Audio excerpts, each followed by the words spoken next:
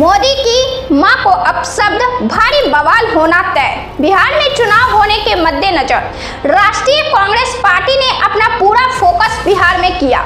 इस बीच चुनाव आयोग ने SIR की प्रक्रिया शुरू कर दी, जिसे लेकर गठबंधन में भारी नाराजगी सामने आई।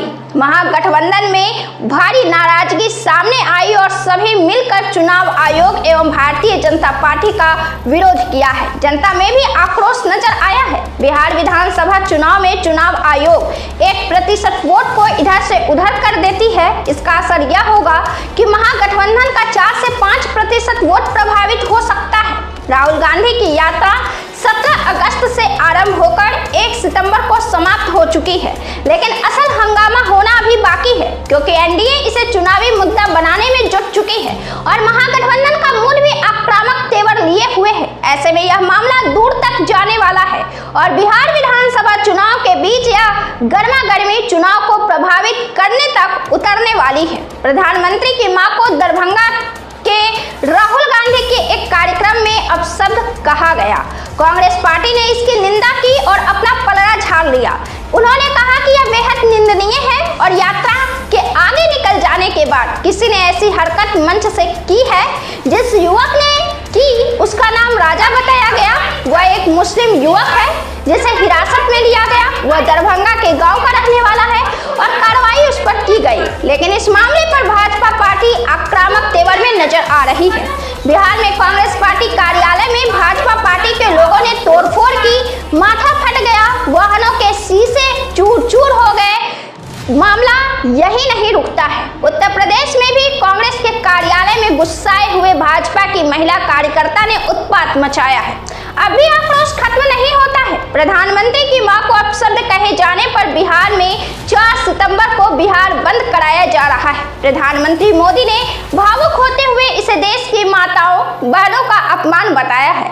4 सितंबर को सवेरे 7 बजे से 12 बजे तक यह बंदी रहेगी। प्रधानमंत्री मोदी ने बिहार राज्य जीविका निधि साख सहकारी संघ लिमिटेड का वर्चुअल माध्यम से शुभारंभ किया और इसी संबोधन में उन्होंने राजद और कांग्रेस पर प्रहार किया और कहा कि मां हमारा स्वाभिमान है। इस संस्कार संपन्न बिहार में कुछ दिन पहले जो हुआ उसकी मैंने कल्पना भी नहीं की थी। बिहार में राजद और कांग्रेस के मंच से मेरी मां को गालियां दी गई। इस दौरान बिहार के प्रदेश अध्यक्ष दिलीप जायसवाल के लगातार आंसू बह रहे थे। वे PM मोदी के मां को अपशब्द कहने पर भावुक नजर आए।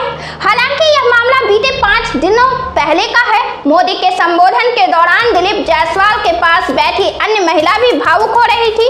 इस मामले पर देश के राजनीतिक गलियारों में आक्रोश है और वे कांग्रेस पर निशाना साध रहे हैं।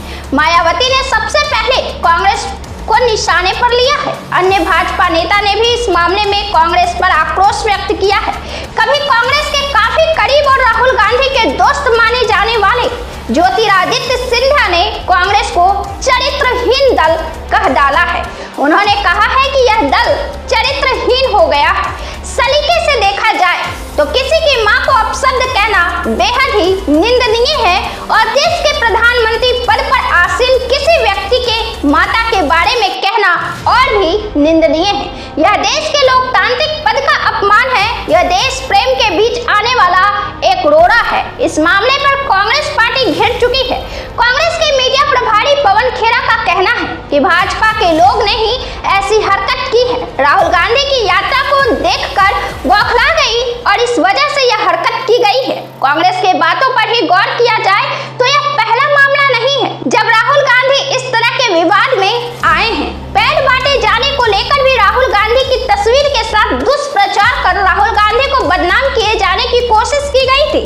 हालांकि कांग्रेस पार्टी को अधिक मुस्तैदी से अपने गतिविधियों को अंजाम दिया जाना चाहिए ताकि इस तरह के विवादों में उनके नाम नहीं घसीटे जाए। NDA इसे अधिक तुल देने पर आएगी तो महागठबंधन भी चुप नहीं बैठने वाली है।